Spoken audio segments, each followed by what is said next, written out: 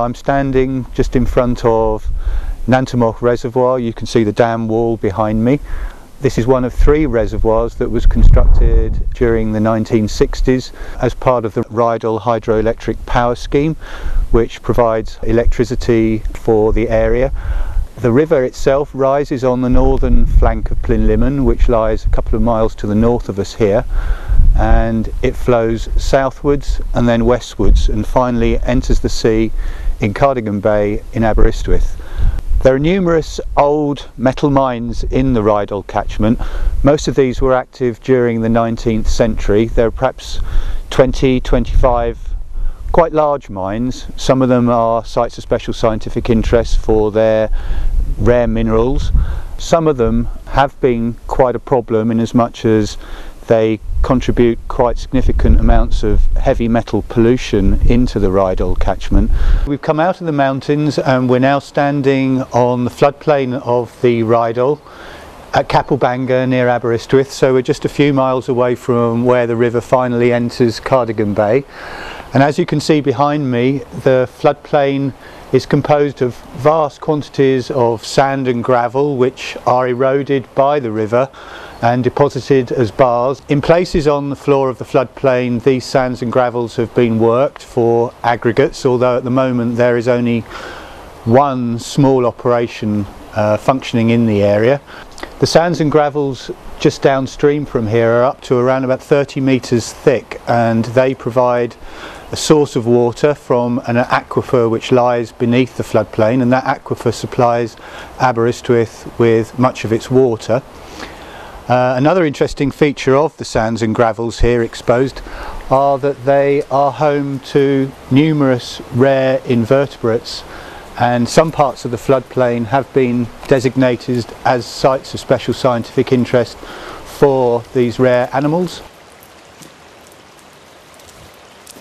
I spoke earlier about how the Rheidol catchment is an important area for the generation of electricity, and how the floodplain sediments are a natural filter which provides and allows the storage of water for the aquifer that provides Aberystwyth with its drinking water.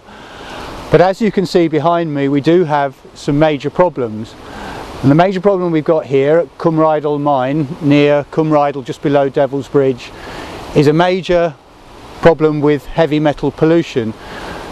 The Rheidol catch covers an area of about 190 square kilometres, and within that area are 20 or 30 quite large mines, and this is one of the largest in the area, which was active during the 19th century. One of the problems we've got here is that the mine is draining directly into the river and carrying with it large amounts of heavy metals such as lead and zinc, and obviously these can end up in the river and stored in the floodplain. And one of the attempts is being made here to construct filter beds which take out all that heavy metal before the waters enter the river.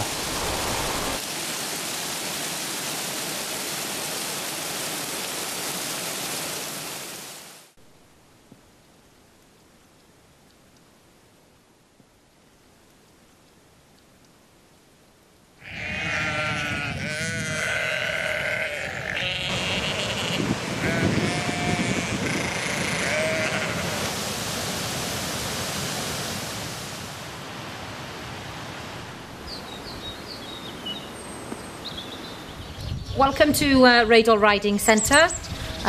We've been here 19 years. This is Tally-Ho Herbie.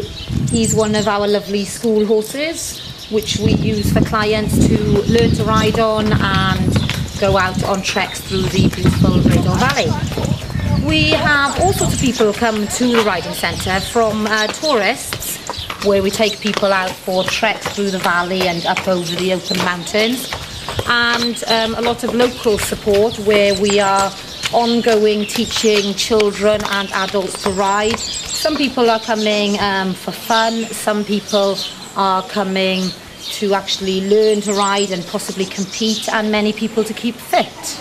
We do training for all levels and through all the disciplines, being show jumping and dressage and cross country. We take people out on pub rides locally, I think what makes the valley so special is that it's quite a deep valley, and we can ride out in the woodlands on bad days. So if the weather is such that we can't go up onto the top, we've got plenty of riding down in the valley, which is great, through the woods and so on, in sheltered spots. And yet we can access the open mountain very, very easily.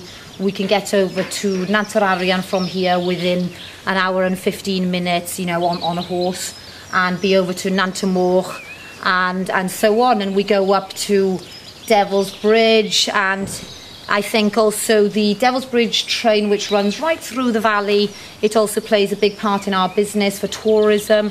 People are obviously on the train seeing us riding out, and vice versa, on the horse and looking at the train.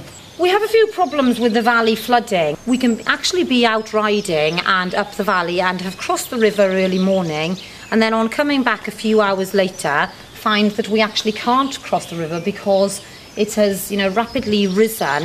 You know, partly this is, I think, due to natural flooding, but also hydraulic action has a part to play in it. And of course, you know, our land does get flooded. I have to be on the ball all the time, moving my horses back and forth from various bits of land that we've got, avoiding the floods. The other problems that we, of course, do have is that our land is rapidly being taken away, and the banks are being damaged, and of course, you know, big holes across the field where the river is changing course. Whilst you know, I've lived here all my life, and I ride throughout the Plynlimon range and over Natur and through Natur, which is a great area of outstanding natural beauty.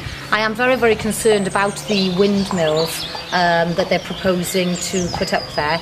And you know, even though we do cope as a riding centre with everything that happens in the area, and the horses will ride past them, it is just that whilst walking, riding and cycling through the mountains, it's terrible to think that you're going to have all these windmills in the background over the open mountains.